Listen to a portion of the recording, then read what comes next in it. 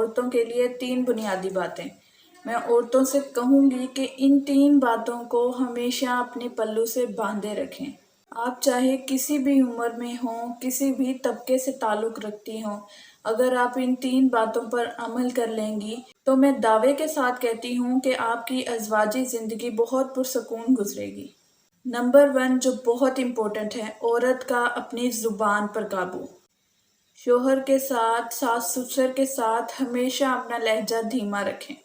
تلخ کلامی، لڑائی جھگڑے ہر گھر میں ہو جاتے ہیں، لیکن جہاں بیوی شوہر کے ساتھ بدتمیزی شروع کر دے، بد کلامی شروع کر دے، بد اخلاقی شروع کر دے، اپنی آواز کو شوہر کی آواز سے بلند کر لے، تو واللہ یہاں آ کر بیوی شوہر کے دل سے اترنا شروع ہو جاتی ہے۔ بے شک شوہر کی ہی غلطی کیوں نہ ہو، شوہر میں ہی کوئی خامی کیوں نہ ہو، شوہر میں ہی کوئی برائی کیوں نہ موجود ہو، اپنی آواز، اپنا لہجہ ہمیشہ دھیما رکھیں۔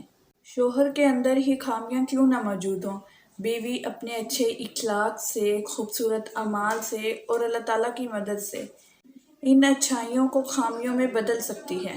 اسی طرح ساس سسر میں بھی 1000 خامیاں کیوں نہ ہو، بہو کو اپنا لہجہ ہمیشہ دھیما رکھنا چاہیے۔ جہاں بھی وہ اچھے اخلاق اور اللہ تعالیٰ کی مدد کے ساتھ ساس اور سسر کا دل جیتنے کی کوشش کرے، اور اگر ان سب کوششوں کے باوجود بھی کوئی خاطر خواہ نتیجہ نہیں نکلتا تو آپ شوہر سے علیحدہ گھر کا مطالبہ کریں، اور شوہر پر واجب ہے کہ وہ بیوی کے اس مطالبے کو پورا کرے۔ تو ان سب باتوں کا ماخذ یہ نکلتا ہے کہ عورت اپنے تمام شرعی حقوق کا استعمال کرے، لیکن شوہر اور ساس سسر کے ساتھ اپنا لہجہ دھیما رکھے، گفتگو میں ہمیشہ ادب و اخلاق کا خاص خیال رکھے۔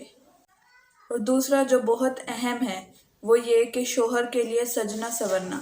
خوشگوار ازواجی زندگی کے لیے بیوی کا اپنے شوہر کے لیے سجنا سنورنا بہت ضروری ہے۔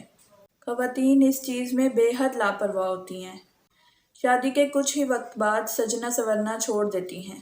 جواب ملتا ہے کہ بچے بڑے ہو گئے ہیں، گھر میں 1000 کام ہوتے ہیں، وقت نہیں ملتا، ساس اجازت نہیں دیتی، وغیرہ وغیرہ۔ 10 منٹ تو ایک عورت اپنے شوہر کے لیے نکال ہی سکتی ہے۔ کپڑے تبدیل کر لیں، بال بنا لیں، چہرہ صاف کر لیں، کوئی کریم ہلکی سی لگا لیں، پرفیوم لگا لیں کہ میرے شوہر آنے والے ہیں۔ یہ بہت چھوٹے چھوٹے اور مختصر سے کام ہیں جو ہم سے نہیں ہوتے، لیکن دوسروں کی شادیوں میں، دیگر فنکشنز میں جانے کے لیے مہنگے سے مہنگا لباس ہم پہن لیتے ہیں، میک اپ کے ڈبے ختم کر دیتے ہیں، پرفیومز اڑا دیتے ہیں، اور یہ سب ہم کیوں کر رہے ہوتے ہیں؟ غیروں کو دکھانے کے لیے، نامحرم کو دکھانے کے لیے۔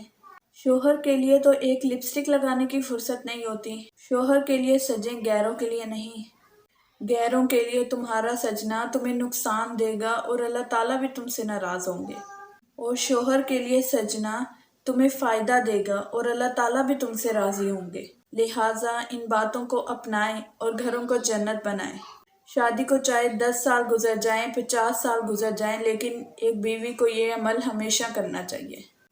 تیسرا کام جو ایک عورت کو ہمیشہ کرنا چاہیے، فرض نمازوں کی پابندی۔ جو عورت اپنی زندگی میں ہمیشہ 5 وقت کی نمازی رہے گی، انشاءاللہ تعالیٰ اس کو زندگی میں کبھی غم نہیں ملے گا۔ جو عورت باقاعدگی سے نماز کی پابند ہو، رب تعالیٰ اس کے معاملات، اس کی پریشانی، اس کے مسائل کے حل کی ذمہ داری خود لے لیتے ہیں۔ اتنا ہی نہیں، اس عورت کی نمازوں سے گھر میں بے شمار برکتیں اور رحمتیں نازل ہوتی ہیں۔ بیوی کی نماز سے شوہر کے جان اور مال میں برکت ہوتی ہے، گھر سے بیماریاں اور مصیبتیں دور بھاگتی ہیں، اور تو اور اس عورت کی ازواجی زندگی پر بھی اللہ تعالیٰ خوب کرم فرماتے ہیں۔ اگر کہیں شوہر کے ساتھ معاملات خراب ہو بھی جائیں تو ان نمازوں کی بدولت اللہ تعالیٰ غیب سے اس کی مدد فرماتے ہیں۔ افسوس صرف اس بات کا ہے کہ ہمارے معاشرے میں عورتیں ان تینوں باتوں سے محروم ہیں، جو کہ ازواجی زندگی کو خوبصورت بنانے میں اہم کردار ادا کرتی ہیں۔ ان 3 باتوں کو اپنائیں، میں دعوے کے ساتھ کہتی ہوں کہ انشاءاللہ 80% تک آپ کے مسائل حل ہو جائیں گے۔ اللہ تعالیٰ ہمیں اس پر عمل کرنے کی توفیق عطا فرمائے، آمین۔